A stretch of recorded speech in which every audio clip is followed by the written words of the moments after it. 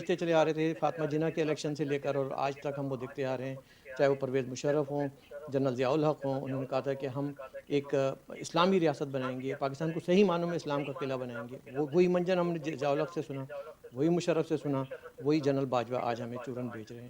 اور آج جب ہم دیکھتے ہیں عید کے دن جو پیغام آتا ہے کہ کشمیر ہم فتح کریں گے، کون سا کشمیر فتح کریں گے؟ مجھے آج تک یہ سمجھ میں نہیں آیا ہے، کیونکہ آرٹیکل 370 کے ایبروگیشن کے بعد کشمیر تو چلا گیا. اب پی او کے کی بات ہو رہی ہے. پی او کے میں جو ہے وہ جو سوزش ہے جو گلگت بلتستان میں ہے، اب تو ان کی باتیں ہو رہی ہیں. آپ تو کشمیر کی بات کر رہے ہیں، وہ تو چلا گیا.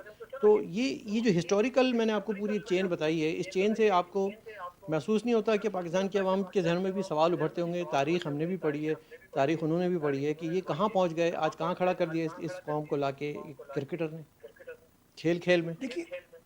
دیکھیے بات یہ ہے کہ جس چورن کی آپ نے بات کی، اب تو وہ چورن بھی بکتا نظر نہیں آ رہا. یہ درست ہے کہ یہ چورن عرصہ دراز سے بیچ رہے ہیں اور اسی منجن سے آج تک یہ اپنے جو ہے نا دان چمکا رہے تھے، لیکن اب وہ دانتوں کی چمک بھی گئی. وہ چورن جو ہے اس کی حقیقت بھی کھل چکی ہے. ابھی عید کے موقع پر ہی پاکستان کے چیف دا آرمی اسٹاف قمر جاوید باجوہ عید منانے کے لیے کشمیر گئے تھے لائن آف کنٹرول کے پاس، جس کو میں سابقہ لائن آف کنٹرول کہتا ہوں. میرے نزدیک تو لائن آف کنٹرول رہی بھی نہیں جب سے بھارت نے آرٹیکل 35A کی ایبروگیشن کے بعد یونین ٹیریٹریز بنا دی، تو and of the line of control ہے. لیکن چلیے ان کی ٹرمنالوجی کے مطابق یہ لائن آف کنٹرول پر گئے، انہوں نے اللہ اکبر کے وہاں پہ جا کے نعرے بھی لگائے. تو وہ ٹھیک ہے، لوگوں کو دکھانے کے لیے، اپنی عوام کو دکھانے کے لیے کریں. مگر آپ یقین کیجئے انیس صاحب، ٹویٹر پر میں نے ہزاروں کمنٹس پاکستانی عوام کے پڑھے سنے. انہوں نے کہا کہ انکل جی آپ وہاں پہ بارڈر پہ کیا لینے گئے تھے، آپ ادھر اپنے گھر کے مسائل تو ٹھیک کریں. پھر انہوں نے انکل جی باجوہ جی نے وہاں پہ کوئی ایسی بات بھی کی تھی کہ یہ جو بھارت کی اکانومی ہے وہ اب تباہ ہو چکی ہے. تو لوگوں نے کہا کہ آپ کی اکانومی کیا آسمان پہ پہنچ گئی ہے؟ جی لوگوں نے یہاں تک لکھا کہ کیا آپ امریکہ سے آگے نکل گئے ہیں؟ انکل جی آپ کا جو آرمی کا ادارہ ہے وہ پاکستان کھا گیا. اچھا یہ بات کوئی انڈین ٹرولز نہیں کر رہے تھے، وہ ساری کی ساری اردو میں لکھی ہوئی تھی، اور وہ اردو تھی جو مطلب پاکستانی اسٹائل کی اردو ہے، جو جی بالکل گلی محلوں کے جی جی اسٹائل جی کی جی. ہوتی ہے نا اردو. ٹھیک ہے نا. اچھا پھر میں نے ان سینکڑوں ٹویٹر اکاؤنٹس پر گھنٹوں لگا کے میں نے چیک کیا کہ یہ کون ہیں لوگ. وہ بیچارے عام عوام تھے. جی تو مطلب یہ جو چورن ہے جس کی آپ بات کر رہے ہیں، جس سے دل بہلا رہے تھے اپنا بھی اور پوری قوم کا، وہ چورن بھی اب جو ہے نا اس کی تاثیر نہ ختم ہو چکی ہوئی ہے. بالکل ختم. اور اس بات کا اندازہ ان کو بھی ہے کہ یہ اب چورن بے چورن ہو چکا ہے. لیکن بس وہ چونکہ ان کے پاس کچھ اور بیچنے کو ہے نہیں، تو جیسا بھی اب چورن اس میں سے برکت خیر اور ہر چیز نکل چکی ہے، اور اس میں چورن کی تاثیر ہی نہیں رہی حتیٰ جی کہ، لیکن پھر بھی بیچنے کو کچھ نہیں ہے تو کیا بیچیں؟ وہ پھر اسی کو بیچیں گے اور بیچتے چلے جا رہے ہیں. نہیں، دوسری بات یہ بھی ہے نا کہ وہ یہ جو جس کی بات انہوں نے کی تھی وہ اسٹیٹمنٹ مجھے یاد ہے. انہوں نے کہا کہ ہندوستان کی اکانومی اس وقت ایٹ دا ورج آف، جسے کہنا چاہیے کہ تباہی کے دہانے پہ پہنچ گئی ہے. لیکن انہیں شاید یاد نہیں کہ اس وقت ہندوستان ابھی بھی N95 ماسک سب سے زیادہ بنا رہا ہے، وینٹیلیٹر بنا رہا ہے اپنے ملک میں، اور ساتھ ساتھ اس کے ریزرو میں بھی تقریباً 400 ارب روپیہ پڑا ہوا ہے. بات کر رہے ہیں 400 ارب ڈالر سے زیادہ ان کے ریزرو میں پڑا ہوا ہے. پاکستان کے پاس شاید 10 سے 12 بلین ڈالر ہے. اچھا پھر کہتے ہیں ہم چھوٹا ملک ہیں.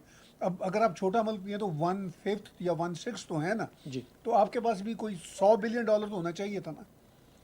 لیکن آپ وہ کشکول لے کے پھر رہے ہیں. کچھ تو خوف خدا کرے، نہیں کرتے. کچھ تو شرم کرے پاکستانی عوام کے پر خدا کا یعنی خدا کی مہربانی کا باعث بنے، سچائی کو قبول کریں.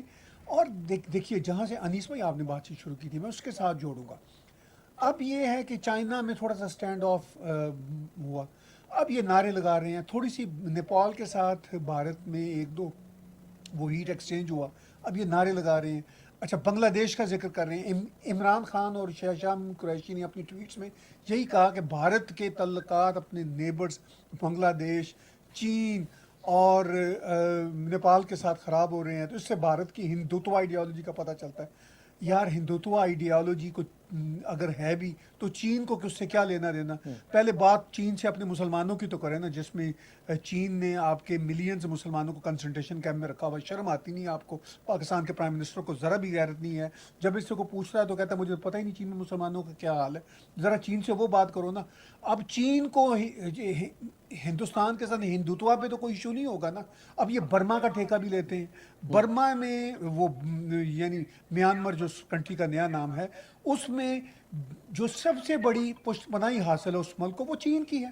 اچھا ان کو شرم نہیں آتی کہ اب چین سے اس مسئلے پہ بات کریں؟ اچھا بنگلہ دیش کی بات کرتے ہیں تو میری ہنسی چھوٹ جاتی ہے کہ بنگلہ دیش سے یہ کیا بات کریں گے؟ کیا یہ بنگلہ دیش کو انسٹیگیٹ کر سکتے ہیں پاکستانی؟ انبلیویبل. مطلب ان کے جو یہاں پہ ڈپلومیٹس پاکستان کے بنگلہ دیش میں جاتے ہیں وہ سب سے ٹفسٹ اسٹیشن ہوتا ہے ان کے لیے. جی اور بنگلہ دیش کا آج بھی مطالبہ ہے کہ پاکستان ہم سے بات کرنے کے بجائے پہلے معافی تو مانگے نا جو اس کی آرمی نے ہمارے ساتھ کیا ہے. اچھا نیپال کے ساتھ آپ وہ جو بیگانے کی شادی والی بات ہے، نیپال کے ساتھ آپ کی کتنی کی دوستی ہو سکتی ہے as opposed to India? India آپس میں وہ کوئی تھوڑی سی کسی مسئلے پہ کانفلکٹ کی بات بھی وہ کر سکتے ہیں، لیکن وہ ایک ہی کلچر کے ایک ہی بیک گراؤنڈ کے لوگ ہیں. آپ تو ایک دو قومی نظریے کی بنیاد پر ایک دوسرے کلچر دوسری طرف کے لوگ ہیں، تو آپ کیسے کیا بندھن ہوگا آپ کا نیپال کے ساتھ؟ جی اچھا جی بنگلہ دیش کی بات کرتے ہیں، میری ہنسی چھوٹ جاتی ہے کہ بھئی آپ بنگلہ دیش کے ابھی بھی مامے بننے کی کوشش کر رہے ہیں. فور گاڈ سے کم آن، کوئی تو